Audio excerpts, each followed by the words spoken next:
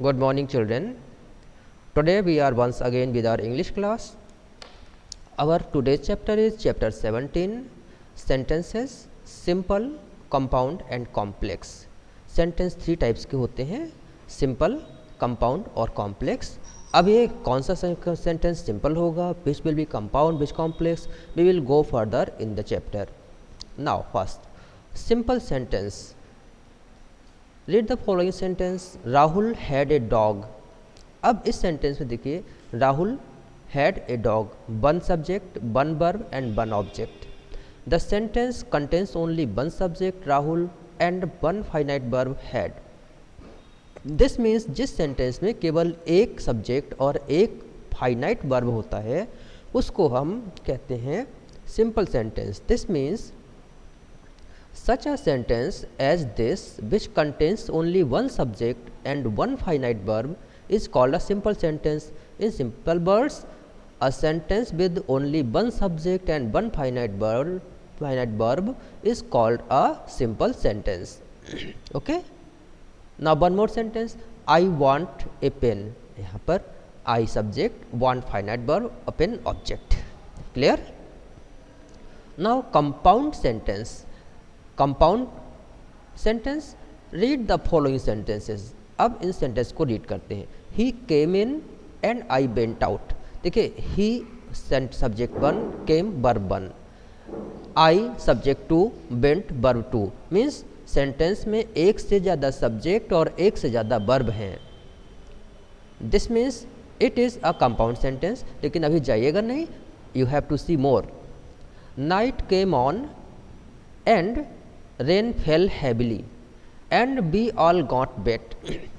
Subject 1 night, subject 2 rain, subject 3 we, verb 1 came, finite verb 2 fell, finite verb 3 got.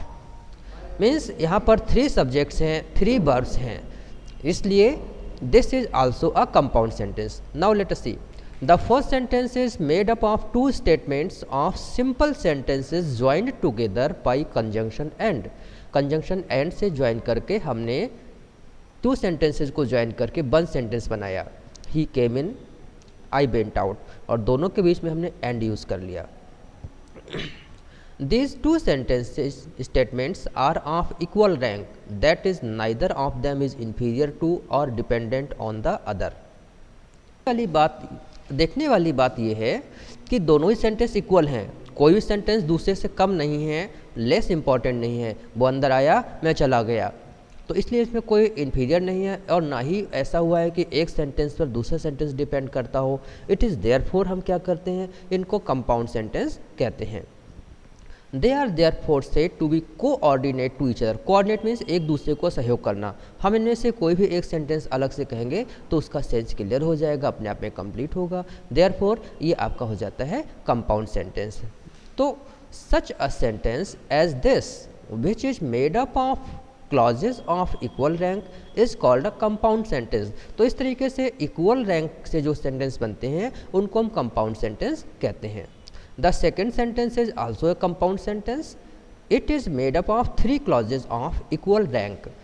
और second sentence भी हमारा compound sentence है क्योंकि ये भी 3 सेंटेंसेस से बना है जो कि इक्वल रैंक के हैं. विच मीन्स फॉर एक्सप्लेनेशन, क्या एक्सप्लेनेशन दिए इन्होंने, that are night came on, रात आई, rain fell heavily, we all get wet. All the 3 sentences का सेंस और मीनिंग बिल्कुल अलग है और आप इनको अलग अलग भी लिख सकते हैं. It is therefore they are independent sentence. Now we may now define a compound sentence as one that is made up of 2 or more coordinate clauses or clauses of equal rank.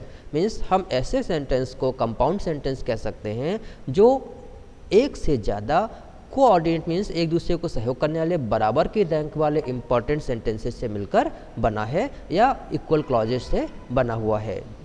The term double is now used for a sentence which is made up of two coordinates clauses. जो एक term double है, जब कोई sentence to coordinate clauses से मिलकर बनता है तो उसको हम डबल सेंटेंस भी कह देते हैं। And the term multiple for a sentence made up of more than two coordinate clauses, और जब दो से ज़्यादा कोऑर्डिनेट क्लॉज होते हैं तो उसको मल्टीपल सेंटेंस भी, मल्टीपल सेंटेंसेस का टर्म दिया जाता है। Now complex sentences. अब कॉम्प्लेक्स सेंटेंस क्या होता है? सेंटेंस पढ़िए, देखिए कंपाउंड में भी दो इससे ज़्यादा वर्ब्स होते हैं और कॉम्प्लेक्स में भी होते हैं, बट बोथ आर डिफरेंट। कैसे डिफरेंट हैं? I don't know where he has gone, I don't know where he has gone, मुझे नहीं पता।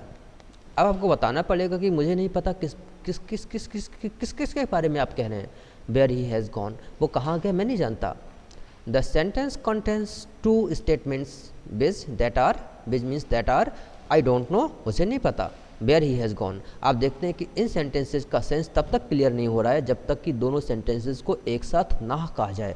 तो जब किसी सेंटेंस के दोनों पार्ट्स का different means independent meaning clear ना हो पाए तो उसको हम कॉम्प्लेक्स यानी उलझा हुआ सेंटेंस कहते हैं। और यहाँ पर एक सेंटेंस दूसरे पर डिपेंड करता है, मीन्स जब तक हम दूसरा सेंटेंस नहीं लिखेंगे या दूसरा क्लॉज नहीं लिखेंगे तब तक हमारे सेंटेंस का मीनिंग, उसका सेंस क्लियर नहीं होगा। Clearly, these two sentence statements are not of equal rank. The second statement is dependent on the first statement for making sense. Second वाला सेंटेंस पहले वाले पर डिपेंड है, जब तक आप सेकेंड सेंटेंस नहीं बोलेंगे उसका सेंस क्लियर नहीं होगा। The dependent sentence where he has gone, कहाँ गया है, is called a dependent or subordinate clause. Subordinate और डिपेंडेंट का मतलब होता है कि जो दूसरे पर निर्भर है, मीन्स जब तक हम पहला सेंटेंस नहीं बोलेंगे तब तक वो आपका सेंस क्लियर नहीं होगा। और ध्यान रखिए कि कंजंक्शन के बाद जो सेंटेंस आएगा वो सेंटेंस आपका सबऑर्डिनेट और डिपेंडेंट क्लॉज होता है। And the statement I don't know is called the principal or main clause. तो कॉम्प्लेक्स सेंटेंस में आमतौर पे दो क्लॉज होते हैं, principal clause or main clause and subordinate और डिपेंडेंट क्लॉज। ओके, और ध्यान रखना है कि जो हमारा सबऑर्डिनेट और डिपेंडेंट क्लॉज है वो आमतौर पे कंजंक्शन से कनेक्टेड होता है, कंजंक्शन के बाद आता है। The principal clause contains the main verb of the sentence. Principal clause में वर्ब, मेन वर्ब का सेंटेंस होता है। Now read the following sentences. When he entered the room he saw what had happened. अब यहाँ पर when he entered the room ये हमारा dependent हो गया क्योंकि ये कंजंक्शन के बाद में है, और ही सॉ उसने देखा, व्हाट हैड हैपेंड क्या हुआ था। The sentence contains three statements which that are he saw, what had happened, when he entered the room. Clearly the second and the third statements are dependent on the first statement। जो second और third हैं वो first statement पर depend करते हैं, इसलिए he saw ये हमारा प्रिंसिपल क्लॉज हो गया, मेन क्लॉज हो गया। He saw is therefore the principal clause and when he entered the room and what had happened they are subordinate. क्योंकि जब तक हम ही सॉ का यूज़ नहीं करेंगे तब तक इन दोनों का ही सेंस क्लियर नहीं होगा। दूसरी चीज़ देखिए, हैड हैपेंड से पहले कंजंक्शन व्हाट है और ही एंटर्ड से पहले कंजंक्शन वन है, इसलिए यह दोनों ही हमारे सबऑर्डिनेट क्लॉज हो जाते हैं। The subordinate clause when he entered the room does the work of an adverb. ये एक एडवर्ब का वर्ब है इसलिए इसको हम एडवर्ब क्लॉज कहते हैं। The subordinate clause what had happened does the work of a noun, ये नाउन का वर्क करता है इसलिए हम इसको नाउन क्लॉज कहते हैं। और such a sentence as the one which we have now examined is also called a complex sentence। तो ऐसे sentences को हम complex sentence कहते हैं। Definition: we may now define a complex sentence as one that contains one principal clause and one or more subordinate or dependent clauses। तो जिसमें एक principal or main clause और उससे ज़्यादा उसके अलावा एक सबऑर्डिनेट और डिपेंडेंट क्लॉज होता है, उनको कहते हैं हम complex sentences. Thank you, enjoy the day and the video also. If any problem, you are free to call me or contact me.